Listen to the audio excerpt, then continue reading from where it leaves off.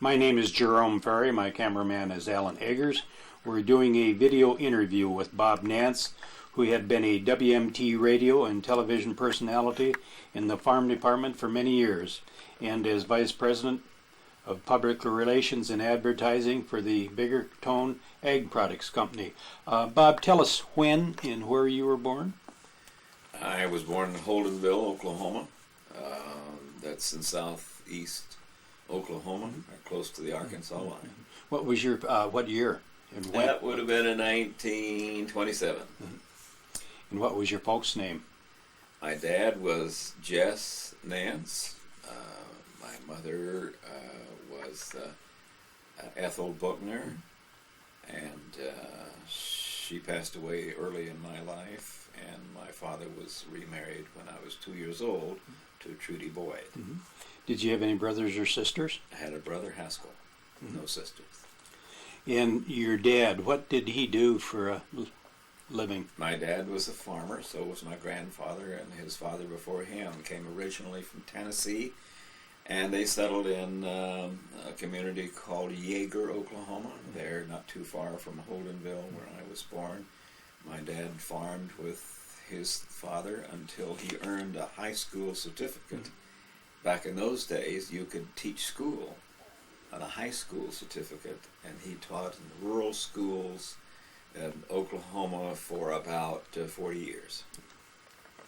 And this is a picture of your folks. That's right. Mm-hmm. That's right. Did your mother, did she work outside of the home? Or? No, she was an in-home mother. Mm-hmm. In high school, Bob, where did you go to high school? I went to high school first in the 9th grade in Francis, Oklahoma, not too far from my hometown of Ada, and then later to Bing, Oklahoma, which was probably the largest consolidation in the state of Oklahoma. Mm-hmm. When you were growing up, did you get involved with farm chores? Yes, I did get involved with farm chores, milking and, feeding the hogs and the cattle. My dad was really a cattle person. We had mostly pasture and hay, but I did get involved early in the morning, those milkings. You don't forget that kind of stuff. Turning separator. Yeah. Did you like it, or in the back of your mind, did you think there's something, got to be something better than this? I really, I kind of hate to say, I wasn't too crazy about farming, to be honest with you. I thought I would like to stay in agriculture. My older brother had left the farm he was 8 years older than I, so I had all the farming chores, my dad and myself, for a number of years. And I thought, there's got to be a better way of making a living and still staying in agriculture. So that's what I did. I got involved in ag radio. Was you active in the 4-H? 4-H, yes. A number of years. In fact, my dad and mother were 4-H leaders in our club. Then what year did you graduate from high school and go? I graduated in 1945. This was just, we were edging toward the end of the war, and we had, a lot of the guys had already gone to service. I was one of the youngest in my high school class, and so I didn't have to go. Did your folks encourage you to go to college, or could they afford to send you to college? I earned my college by working at a local radio station, yes, for 3 years. Yeah. In working at this local radio station, did you decide possibly this might be something you'd want to pursue later in life? Actually, I started off because I wanted to be in the news game. I started as an announcer, and later on I interviewed in I was at a small station in Ada. Later on, I thought maybe I'd like to get into the news game. I interviewed in 2 large stations in Oklahoma City, but at the time I didn't have the experience they needed, so I went ahead and got my degree. So you were actually doing announcing of different types in high school? Yes. I started doing that when I had banged up a shoulder playing baseball, and our principal said, we'd like to have you voice our high school basketball games, the public address system. So I started doing that, and I enjoyed that, and I was recuperating from my injury, and so I graduated the next May and decided I'd give radio a shot. And you then graduated from Oklahoma A&M? Yes, I went on and graduated from Oklahoma A&M. That was my final year in college, and that would have been in the summer of 1948. I actually went to college 3 years and 3 summers to finish my degree. And then had you met your future wife yet? I met her when I was either a junior or a senior in high school, and so for the last couple of years we were high school sweethearts, and then I moved to Stillwater, Oklahoma, about 120 miles away from home, and I still got back and forth every couple of 3 weeks to see her. And then where did you get your first job after college? My first job was, I was still in college when I had an announcce job at KADA in Ada. I did that for 2.5 years. Then when I moved to Stillwater, I moved my sort of part-time occupation there at a station called KSPI in Stillwater, and I was there until I graduated from college. Yeah. And then you did a stint in Kokomo. Yes, after I left the Stillwater station, I worked for 2 years with the Oklahoma Extension Service in Extension Radio, that's working with county agents. From there, I went to Kokomo as Farm Service Director of WIOU in Kokomo, Indiana. And then when you were in this job, did you ever hear of WMT Radio in Cedar Rapids, Iowa? I did, because we had an association called the National Association of Farm Broadcasters, and I had heard of Chuck Wooster because he was obviously, as a former president of that association, he was in our newsletters and so on of the association. So there was a contest that was held in Farm Broadcasters. It was sponsored by the Purina Company, Ralston Purina, and I was fortunate enough to win that national contest. And as a result, I got a call from WMT, and that would have been in 1952. Who was the head of WMT at that time? Who hired you? Okay, the general manager was William Corton, and sales was Lou Van Ostrand, and Chuck Wooster was Farm Services Director. Yeah. So they had heard about you and the work Yes. you were doing. And, I suppose so. and what did they hire you as? They hired me as farm editor to assist Chuck Wooster, who was a well-known farm broadcaster, and of course you couldn't find a more farm-oriented place in the country than Iowa. So I was pretty pumped up when they gave me a call and asked me to come over and interview for the job. And when you started out, what were your duties? What did they expect you to do? And okay, mainly to assist Chuck Wooster in his endeavor. We were the premier ag station in eastern Iowa, no doubt. We had good coverage. We had a fine legacy of farm broadcast coverage, and I did an early morning show at 5, stayed on the air until 7. I would go back and forth with Chuck. He would do a show, and I'd do, we'd alternate doing shows. Morning show, then I had a noon show that was 12:30 to 1 on radio as well. Now, all of these shows were live. They were all live. And when did TV come on the scene as far as WMT was concerned? TV came on the scene about 1955. Getting back to the other question, Jerry, recorders were just coming on the scene when I came to WMT. They had been improved a bit, but we started out with the old Webster wire recorder, which was a real dog, and then we moved to a coated paper tape on a huge recorder. I think it was called an Ampex, and it was terrible to have to try to take something like that to the field, So they gradually got smaller and smaller so that you could take them along. And we were getting pretty well into that when the television business came along, about 55.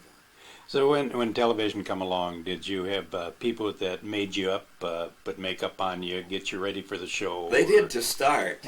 They did to start, and then later on, it was a daily thing, going back about 11:45, your show was 12 o'clock, and Bob Bruner was getting his makeup on, because he came on at 12 with the news.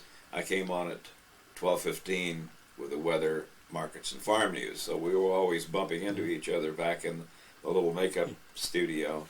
Yes, we learned to do our own makeup shortly after. You were telling me one of the first programs that WMT showed was the World Series. Yes. And right up to less than an hour before the World Series game was to start, and I think this would have been by maybe October of 1955, we still didn't have a line feed.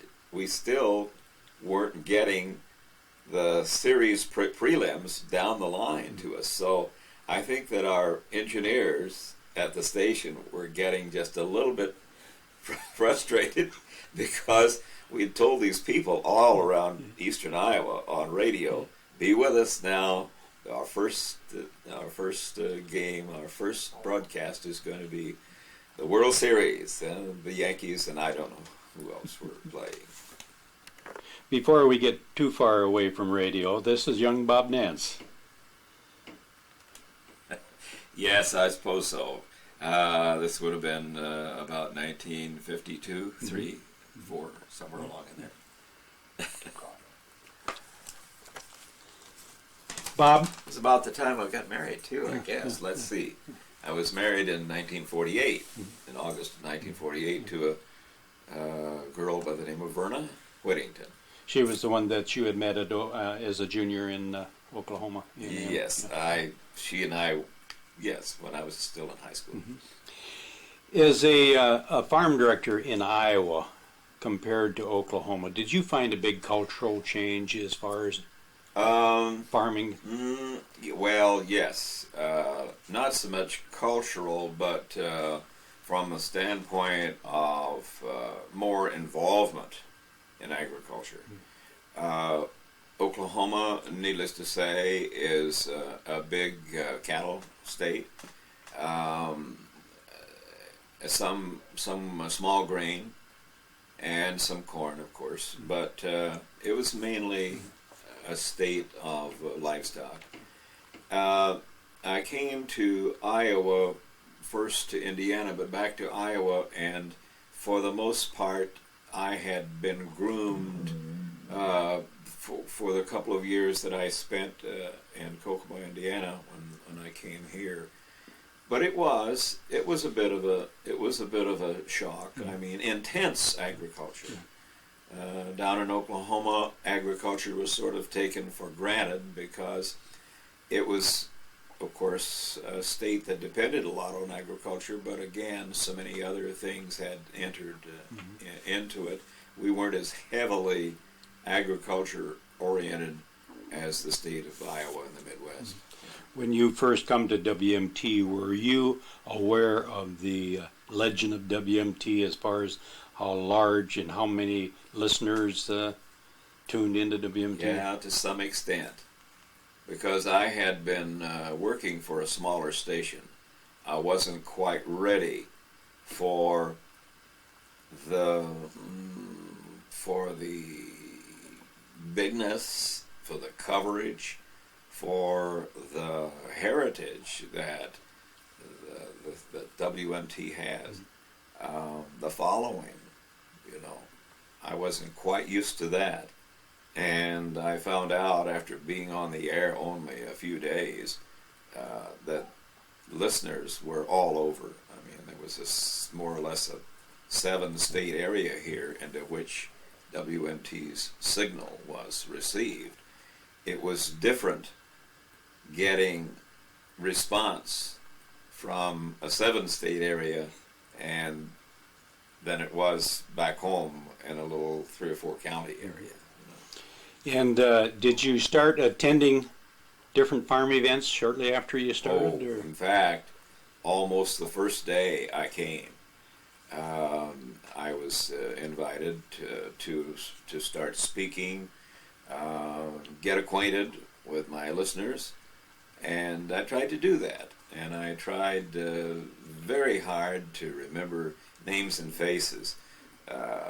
So I had sort of a little system to do that.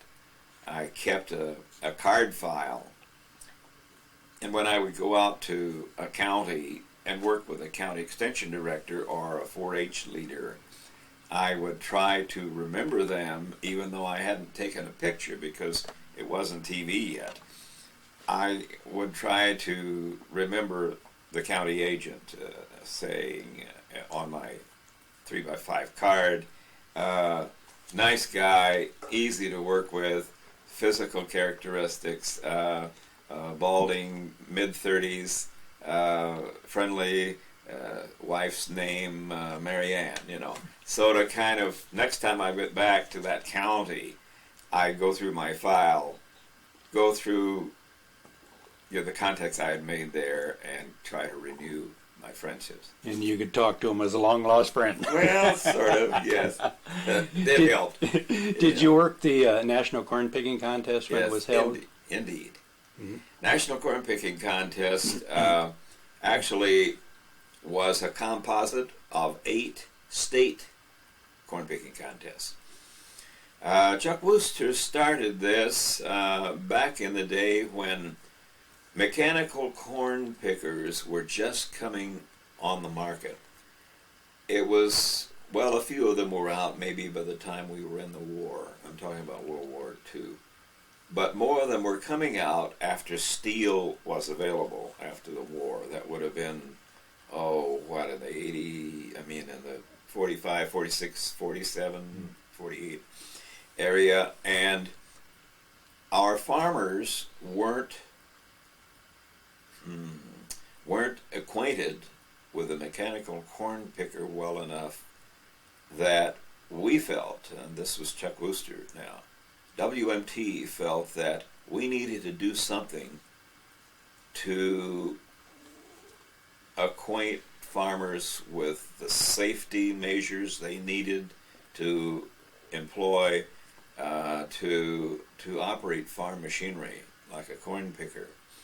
Corn pickers could also be hand pickers and arm pickers, and Iowa farmers were losing limbs because of that.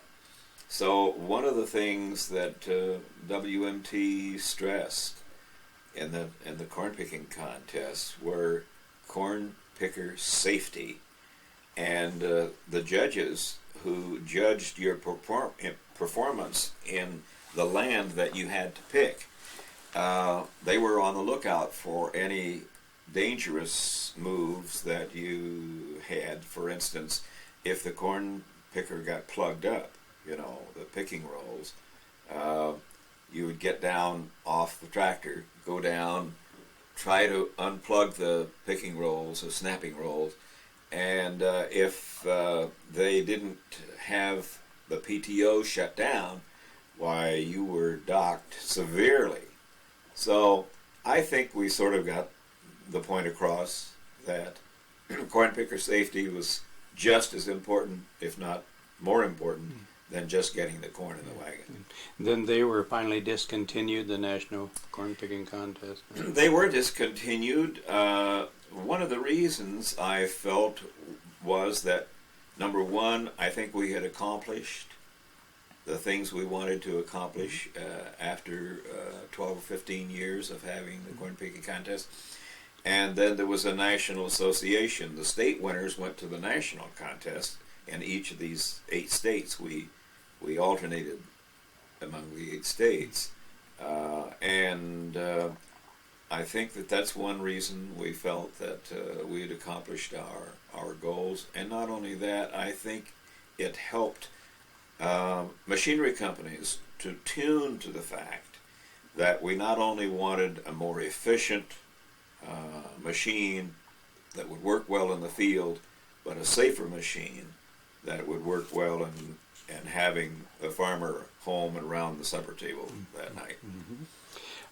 In doing these jobs, working these different events away from the station, were these assigned to you, or did you get to decide in your own whether and how much coverage you was going to give any particular one? Or I'd say a little bit of both, maybe. I worked with Chuck until his untimely death in, I think, around 1960. So I had several years with him, and Chuck was a good mentor. He worked well with people. When I became Farm Service Director, he was the news director for a number of years after I came to WMT, and it was good working with Chuck because he had seen not only the agricultural side but also the news side and what's a newsworthy event and what wasn't. So he helped coach me along that line. Sooner or later, I sort of picked up the ball and ran with it myself. then after that, were you asked to do livestock judging, or? I did some. We had, I would go out to local FFA chapters that were having their local show, our local 4-H clubs that were having their little club fairs, and I guess I was a decent dairy judge because we had dairy animals on our farm down in Oklahoma as well as beef. But I really felt I was a better dairy judge, and so I was asked to judge a few dairy shows in the area. I never felt I was all that good, but I had a knack, I guess. For it. I don't know about the National Corn Picking Contest, but I do know at the Farm Progress shows in years later that WMT always had a station live throughout the day. Yes, we did. Yes, we did. Did you do your farm shows right We from the grounds? We did our farm shows right from the grounds. The Farm Progress show was sponsored by Prairie Farmer, Wallace's Farmer, Prairie Farmer, Illinois, Wallace's Farmers, Iowa, and the Indiana Farmer. These 3 states alternated having what the Prairie Farmer group called the Farm Progress Show. One year it would be in Iowa, one year would be in Illinois, another year in Indiana. And these shows really pulled in a lot of people because of the varied program that they had to offer. They had huge demonstration plots, not only corn, but beans and haymaking and green chopping and huge display area for people for ag companies that had machinery, feed, chemicals, so forth, you name it. Thousands of people came to that show, like up maybe 200, 250, 300,000 people a day, and there were always 3 days of the show, so they would easily get 1 million people or more to their show. And as I remember, the WMT tent was always quite a large tent, and it would be packed throughout the day with farm people, their wives and family. That was a thrill for us, doing the show there, having a group like Tom Owens Cowboys, Leo and the Pioneers to come and entertain right after the farm shows, and then we'd have audience participation things with Dean Lanfear and the group. It was a fun way to meet people, have a great time. We enjoyed it a lot. When you were doing your shows, were you responsible for putting all of your own material together and preparing your show? Yes. Later on, it began to be just a little more complicated with the television entry into news and in events.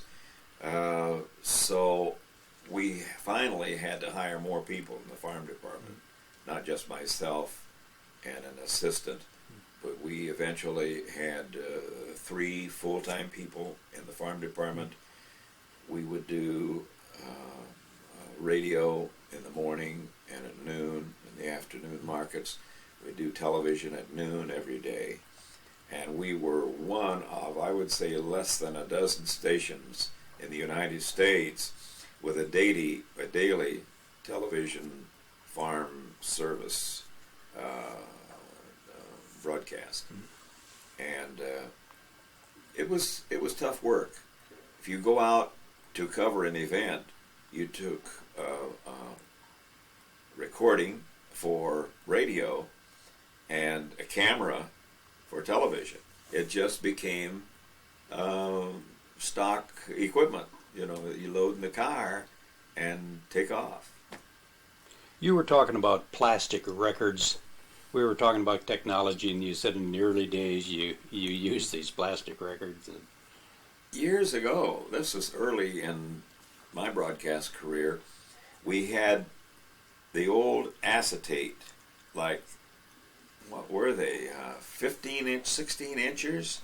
They were aluminum with an acetate cover, and then the engineer would set you down in the studio, and then he would put the stylus down on, starting the turntable. You put the stylus down on that, and it began to whip out a little bit of a whisker off that thing, and it would record your voice on this platter of plastic.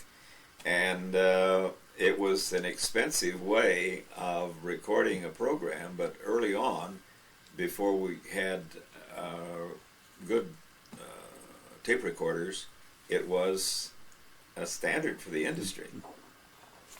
Were you asked to give a lot of speeches at different farm events? Yes, I was. And I guess if there was anything I really felt just a little inadequate in doing, I guess it was the speech making. While I enjoyed it, and I loved meeting people and working people and hearing them say, "Oh, we hear you every morning out in the out in the barn." That was the fun part. But trying to meet a group, get the feel of a group, what is its dedication? Is it is it a service organization? Is it a farm-oriented organization? What are their goals? What are they interested in hearing? Do you go with just your gut feel and say, ask me some questions about, or do you tell them a little about what you do and how you do it? And then eventually I started doing, I guess what I called inspirational things for youngsters, 4-H club groups, FFA club groups, the you can be what you want to be type of idea, encouraging them to set a goal and to do their best to accomplish it, and to giving them a little boost, a little hope about, because they would often come up and say, how did you get started in broadcasting? And of course, you say, well, have a mind what you want to do when you go to college. I think a lot of kids don't.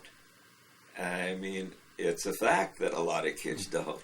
Maybe until they're a junior or a senior in college will they really have a true idea about what their goals are in life and what they want to do.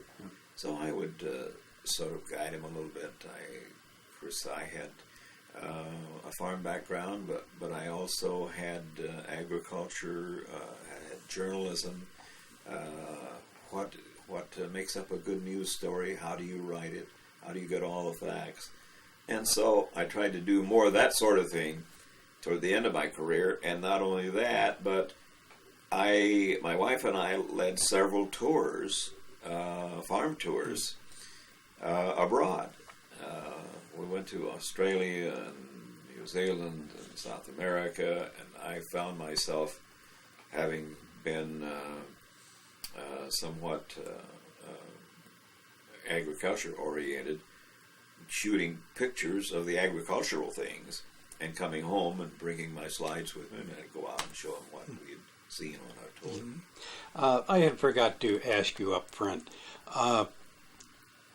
what did you take or study at Oklahoma A&M to help you in what you did throughout your life? Did you take radio announcing or journalism? Or well, you hit the nail right on the head. And I think if you're going to do that, you need speech, you need an orientation to radio. What is different about a radio news story as opposed to a newspaper news story?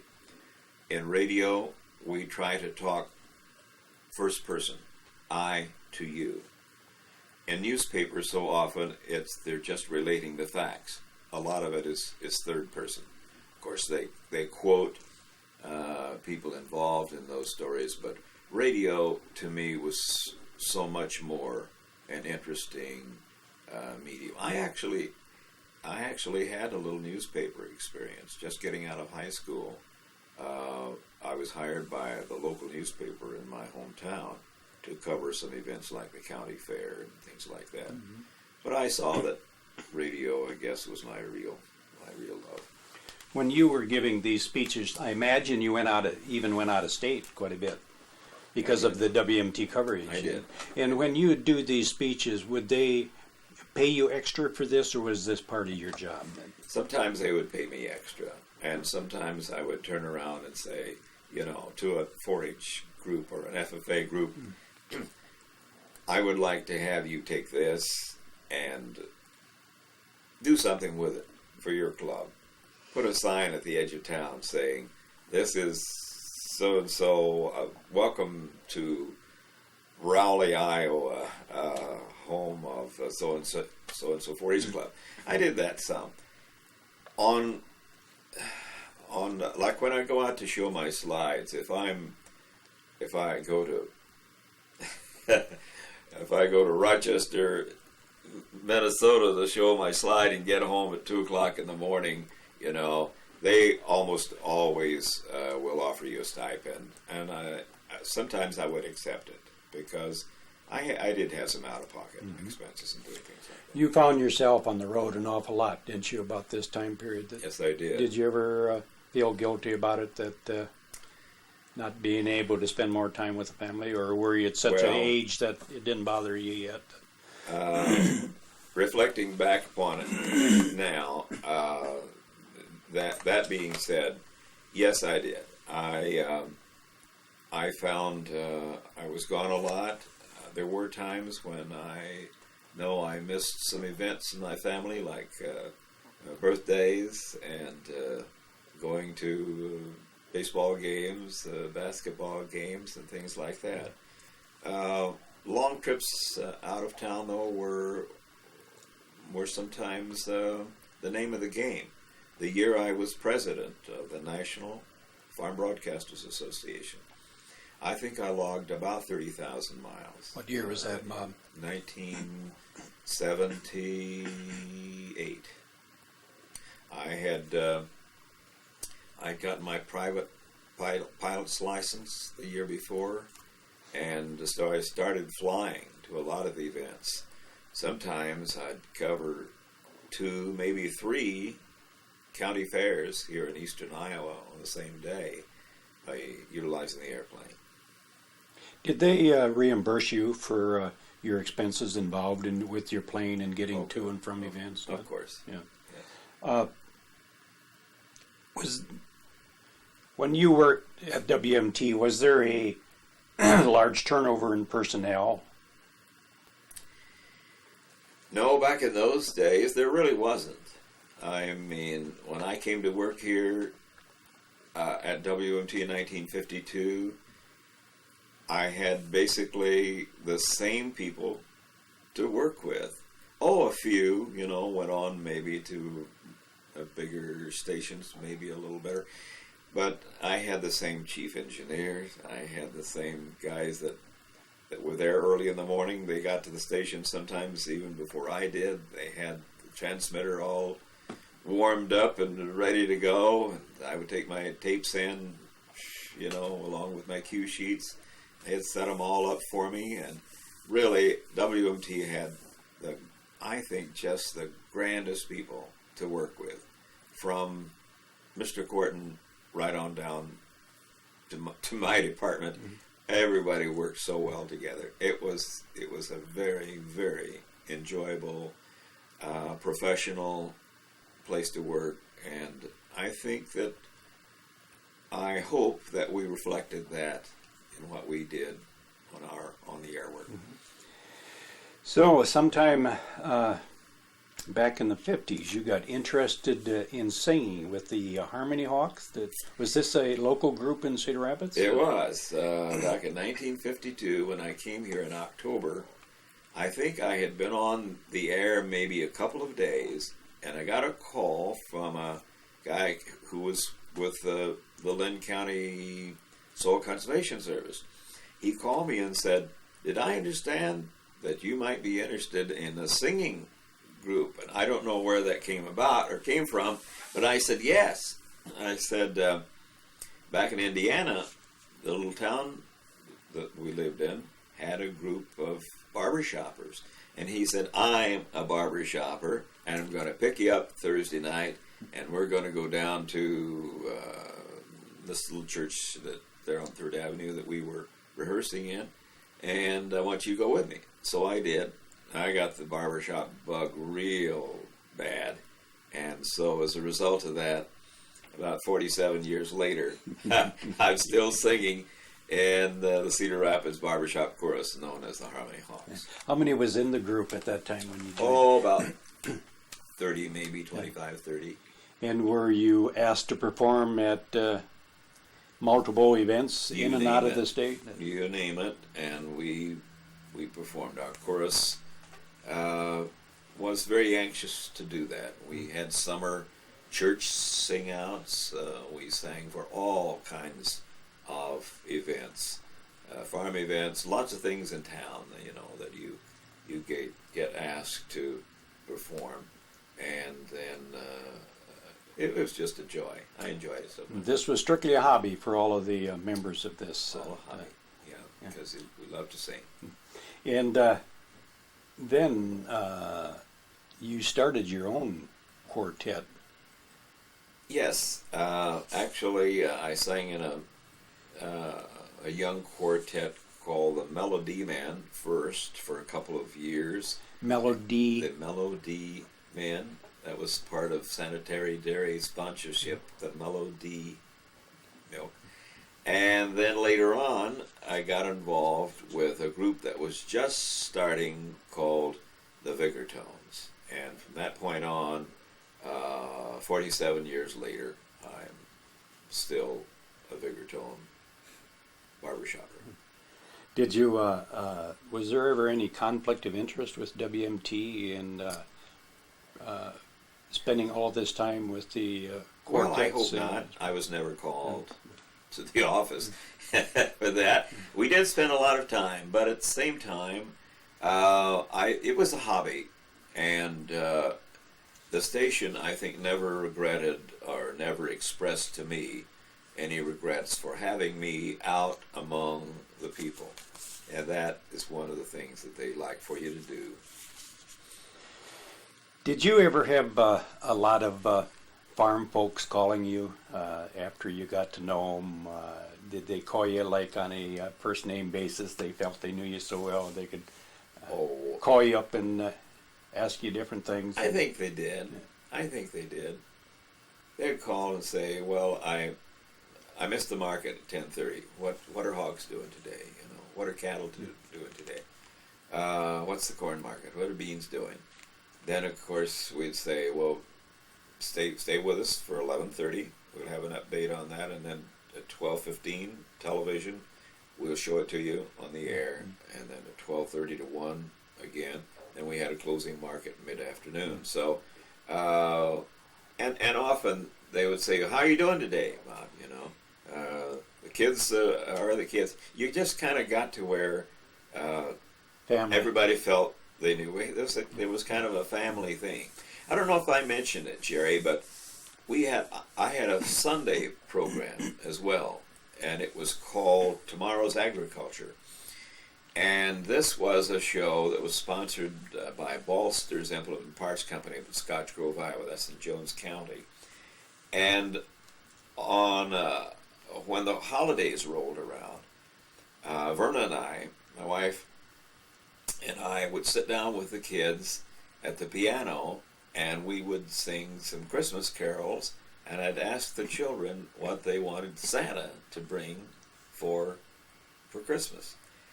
And we just started that as kind of a get to know folks out in the area thing, and eventually it got to be so popular that throughout the year, wherever I might be appearing, folks would come up and say, "We look forward to your Christmas program every Christmas." And so WMT was kind enough to let us sit down and do a 15-minute program with our family.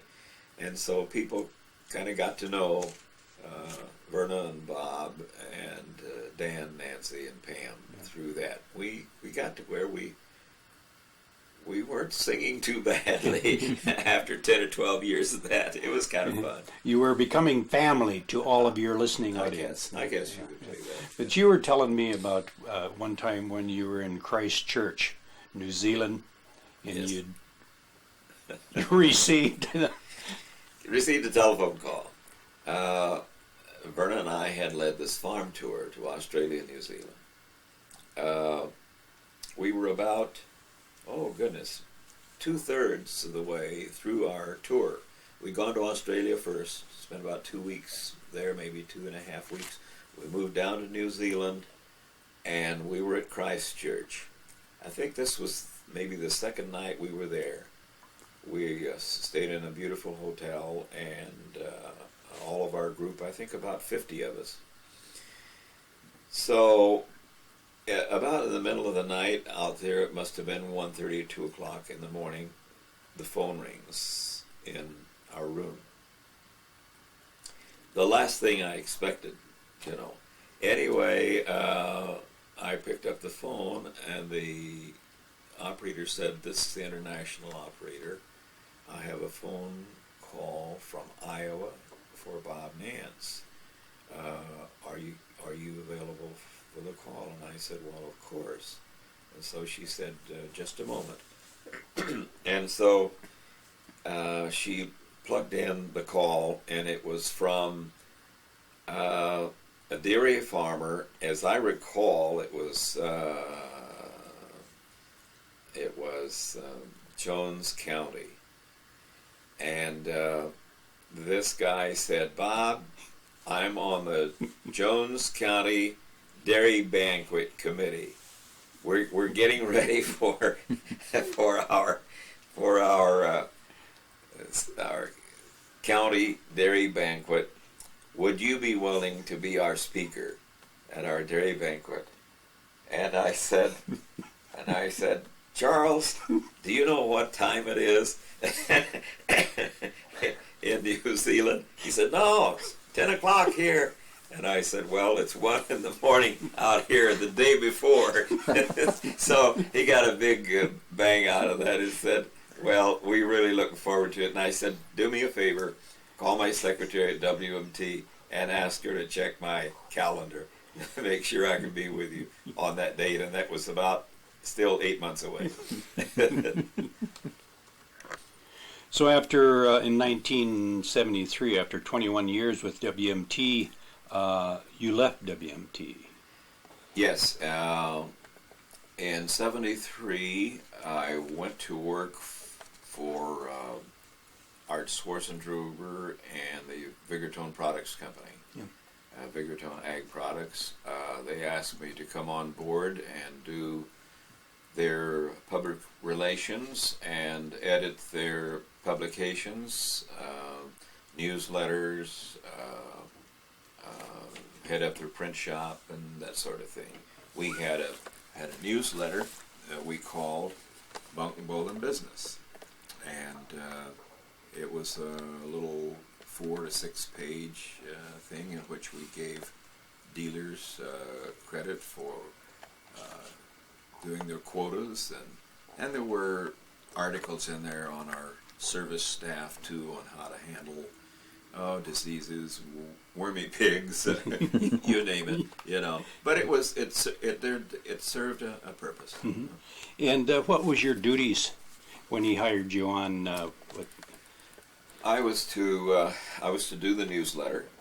It was a monthly event, and then edit their publications. From time to time, they put out information on new products, disease events, how to handle certain things, and we'd get quotes, of course, from our specialists who were on staff to be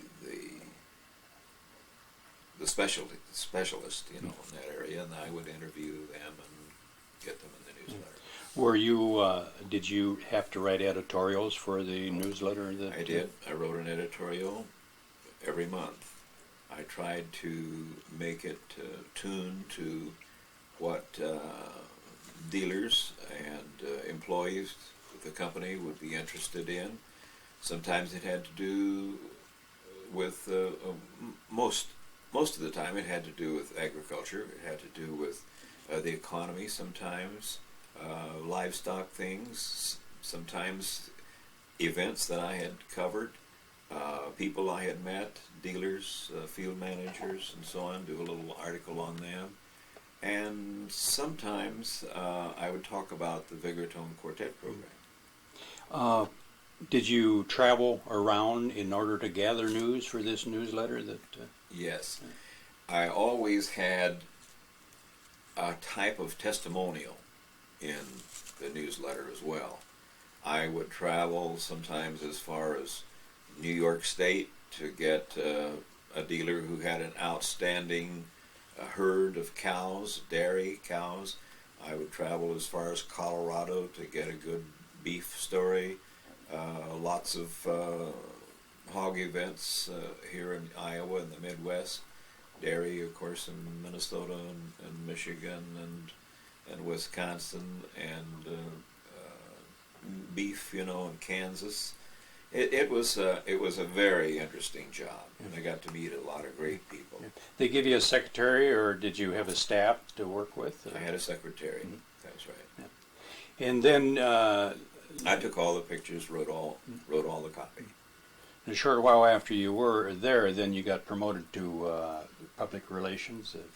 Yes, I started out doing the newsletter, working with dealers at meetings, and I wound up doing, like I said earlier, a lot of it was public relations, how to meet the public, how to get the word of Vigortone out that would help the company. And one of those things we did, of course, was the quartet program. Bob, we're going to do a separate tape on the bigger tone quartet, but just tell us in short how and when you got involved, seriously involved with the bigger tone quartet, working for the bigger tone company. Then. Okay, we started singing for the bigger tone company because they had an old sign out on the roadways in Iowa of 4 pigs in tuxedos, and the theme was harmony in the feedlot. And it was very similar to what we had in the newsletter. You may have seen it a bit ago. And so we asked the president of Bigger Tone, would you be interested in putting those pigs on the road?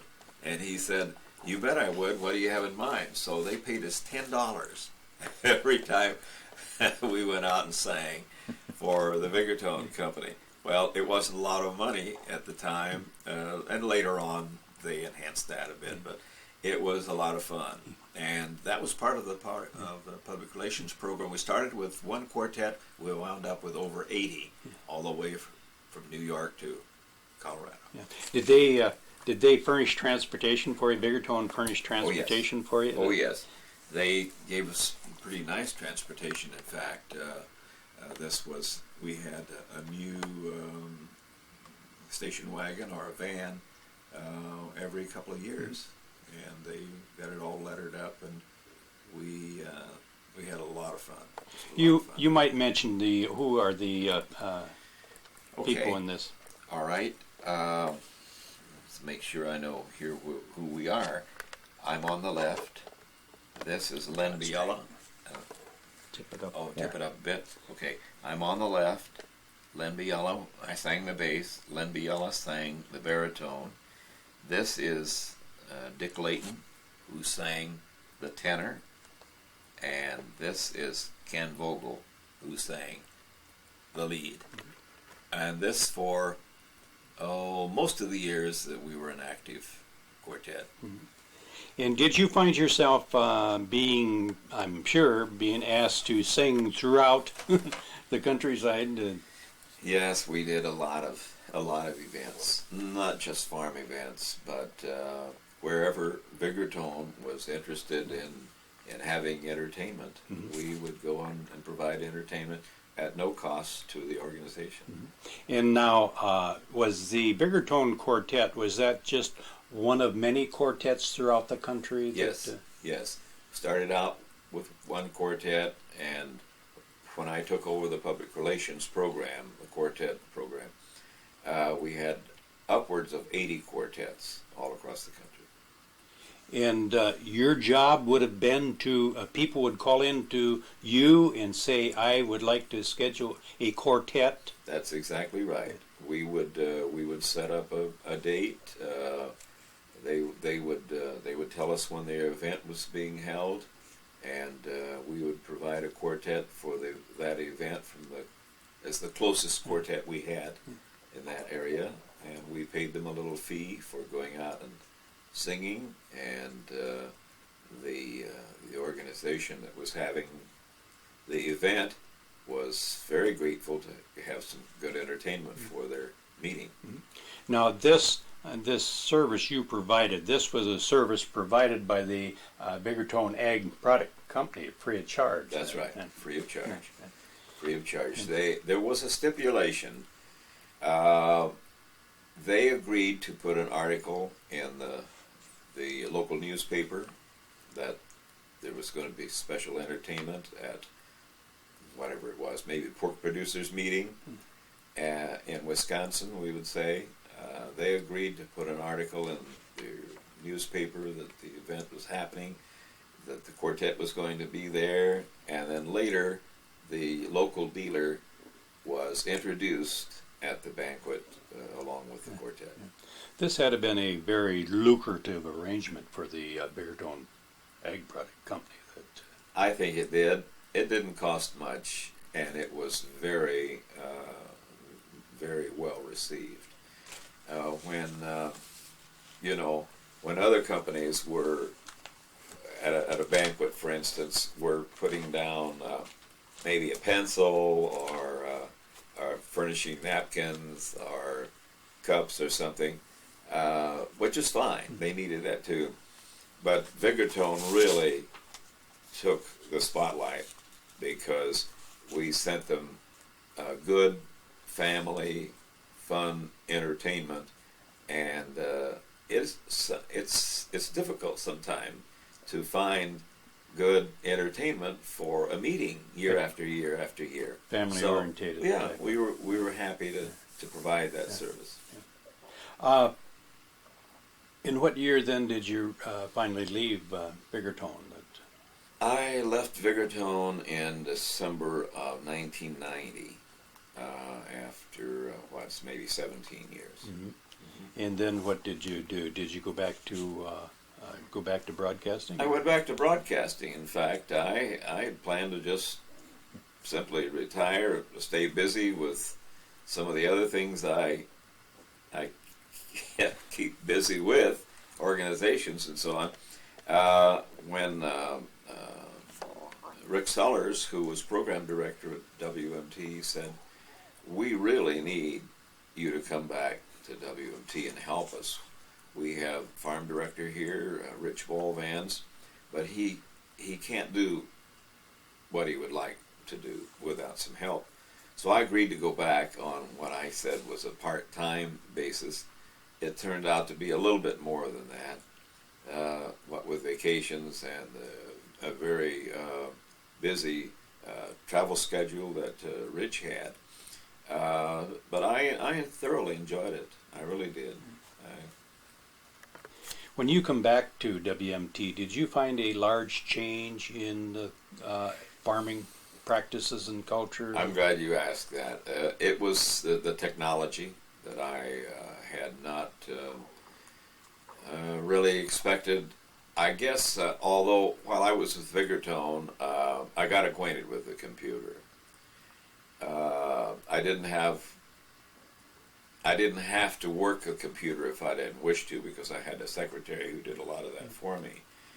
But when I came back to WMT, they had completely computerized everything at the station. Not only the equipment, I mean the broadcast equipment and the sound equipment and all of the musical equipment and so on and so on. But every office also had a computer, and they operated their office with a computer because it was so necessary for record keeping and for any number of things that you now use computers for.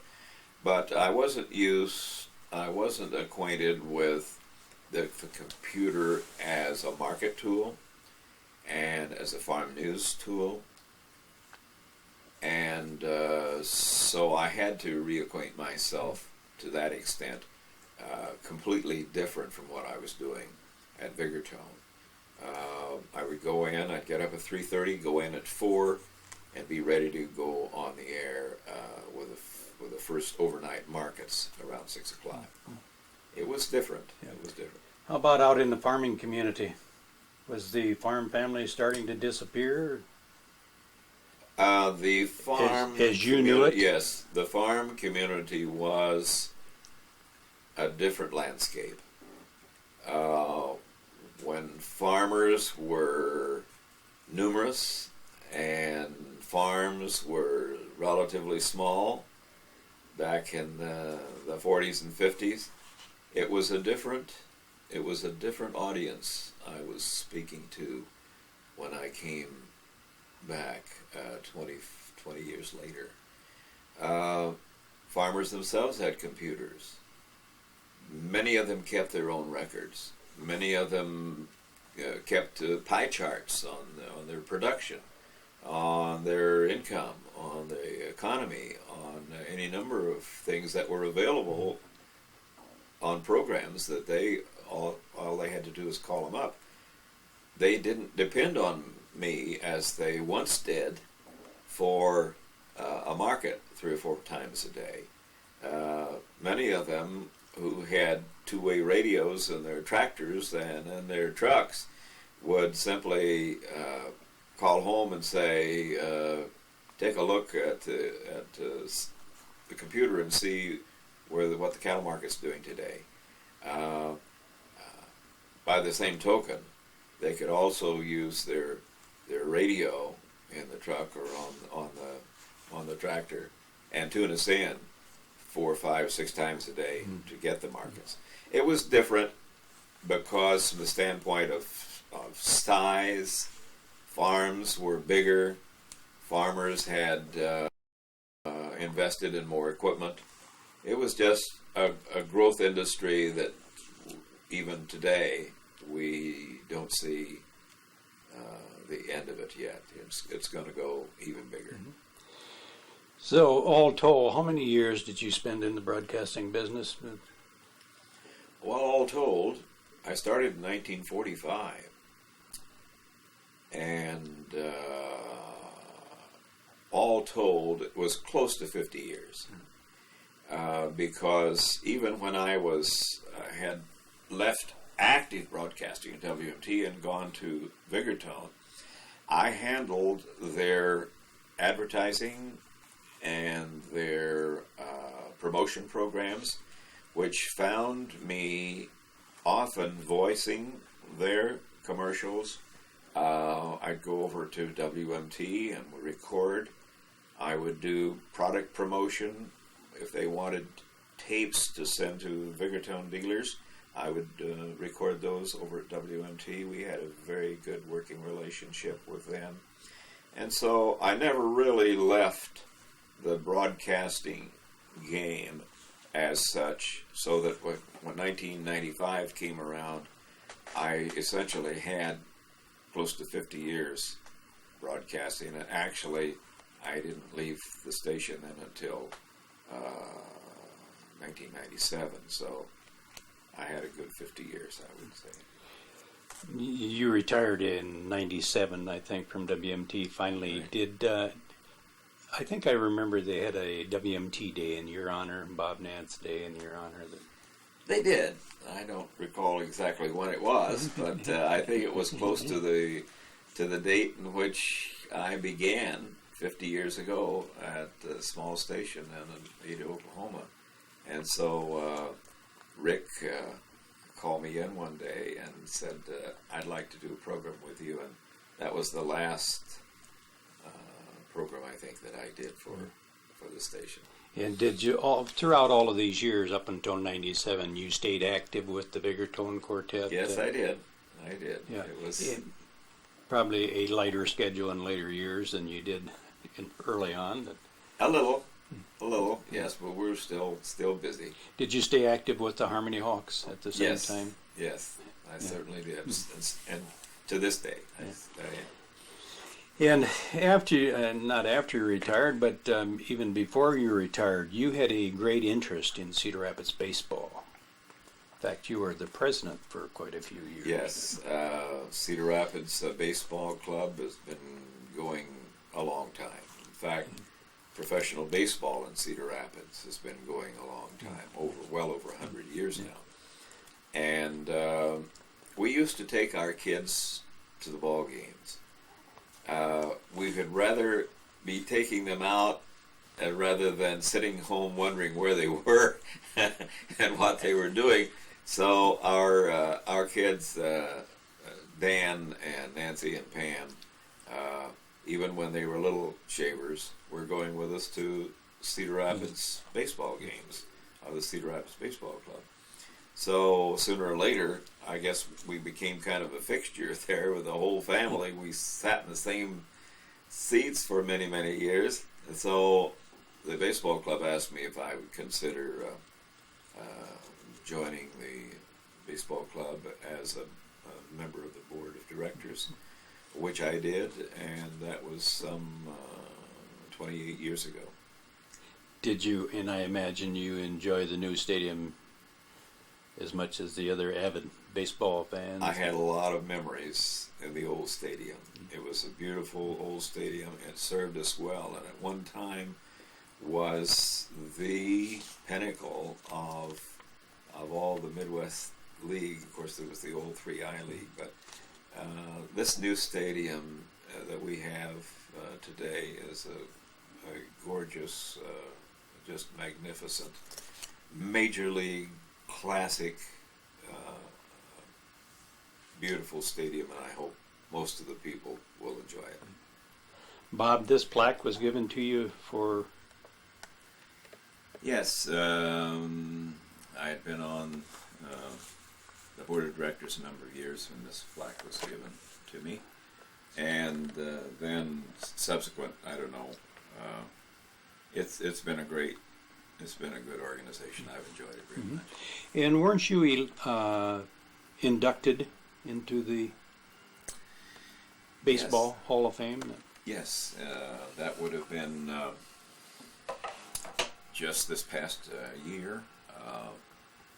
There were 5 or 6 of us who were inducted into the Cedar Rapids Baseball Club Hall of Fame. Bob, jumping back to WMT, this trophy here, that was presented to you? Yes, this was presented to me by the DeKalb Agricultural Association. It's called the Oscar in Agriculture, and it was given to me as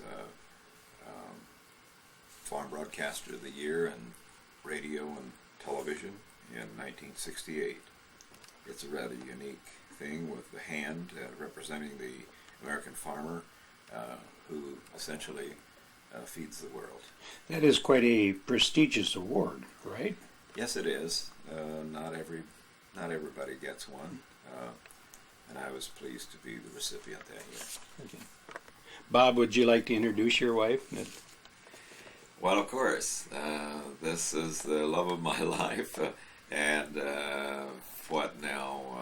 54 years worth. Verna Nance, now formerly Verna Ruth Whittington, Ada, Oklahoma. We were high school chums, and I finally caught her, and we've been married 54 years.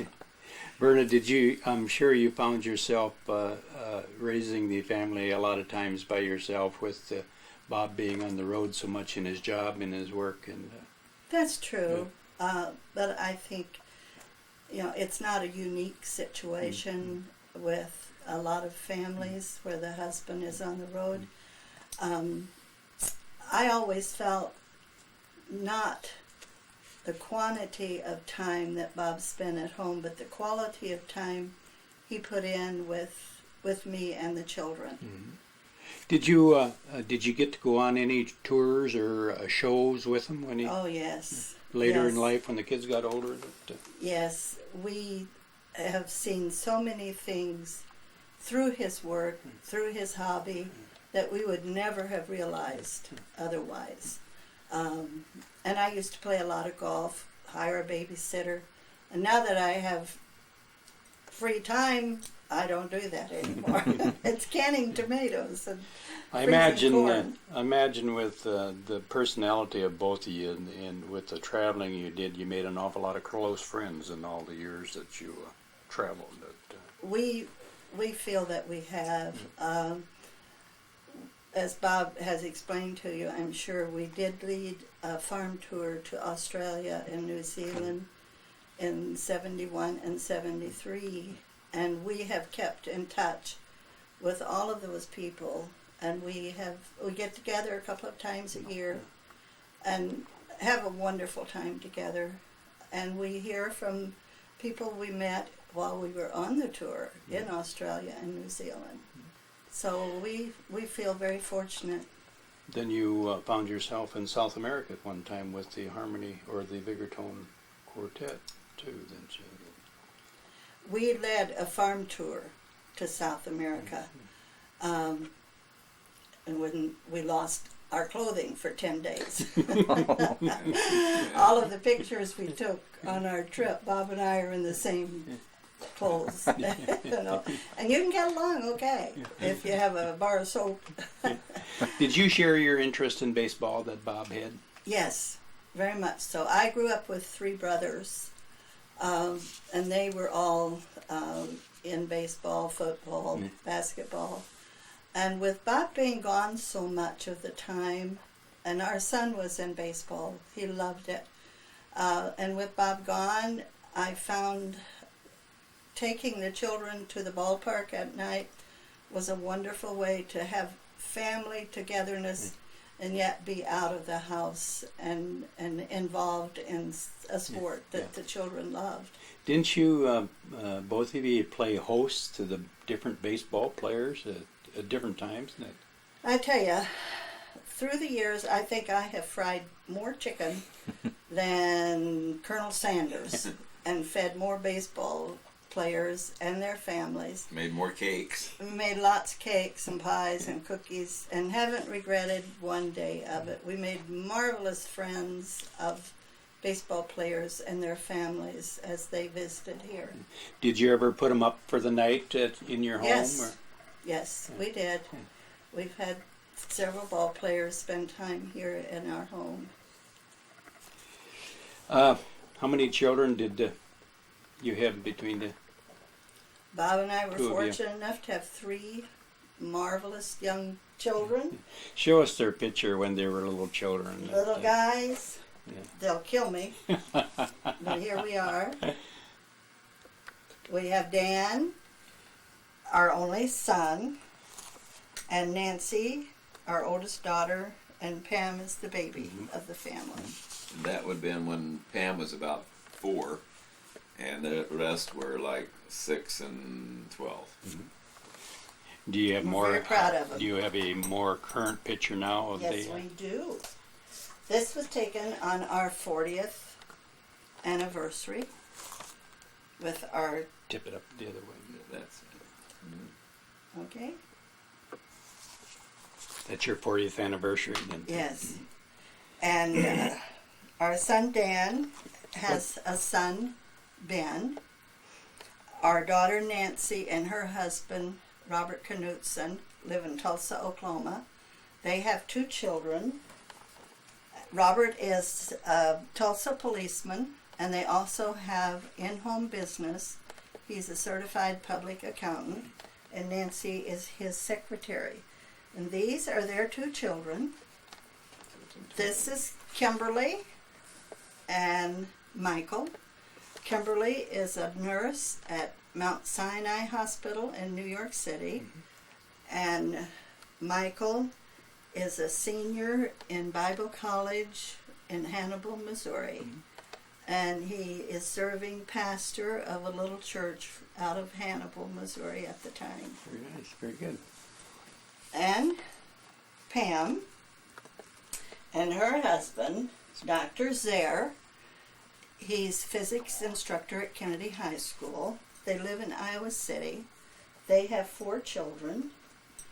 And this is their oldest son, Eric. tilted toward him. And Eric will be 17 in December, a senior in high school in Iowa City. And here's Jordan. And Jordan will be 15. And he's, what, a junior? I believe Sophomore. Mhm. Sophomore. In Iowa City school system. And this is Rachel, their young daughter. And this is Nathan. And Nathan is 10 today. And they're all involved in music, sports, whatever, in the school system in Iowa City. Did you get all your children there now? Yes. We didn't leave I anybody. think that, that's all. Okay. Did you have any other photos you'd like to show? I think we should show this one. Yeah, that's a nice Okay. one. This is a family photo that was made just 2 years ago. My mother, who died Shortly after and this shortly was after taken. this was taken, and then Dan, our son, over here on the right, Pam and Nancy. So, And then this picture was taken at the ballpark, just at our brand new baseball stadium. We have the Colonel's Diamond Suite at the ballpark, and we were fortunate enough to reserve it when our children were visiting here. Very nice. And so we had a party for them, and we just had a marvelous time. I think that So- was on Father's Day. I'm not mistaken. Yes. So I'm so proud of all of them. They're wonderful kids. Good. Have you had the opportunity to have family reunions where they're all home at the same time? Then? Yeah, several. Several times. Our children love to come home and all of them be together. We had them just recently, and the oldest grandson of the oldest child of Pam and Rick, as they were leaving the house, he hugged my neck, hugged Bob's neck, and said, "Grandma, wherever I go in life, this is the one place I want to come back to." Now that makes you feel pretty good. Put the lump in your throat, too. Yes, it does. You know it's not just the fried chicken and gravy. When they come to our house, they'll come up the stairs one at a time, and Nathan, "Grandma, do you have my favorite pumpkin pie?" And then Rachel, "Grandma, do you have my favorite mashed potatoes and gravy?" And the other one, "My favorite hot rolls and blackberry jelly." And the other one, "I'll eat anything, Grandma." So it's fun to have them. Yes, it is. We're fortunate in having him close by. Bob, unless you have anything else to share, the Cedar Rapids History Center, the Linn County Historical Society, would like to thank you very much for sharing your memories with us. Jerry, it's been a pleasure. Thank you for the visit.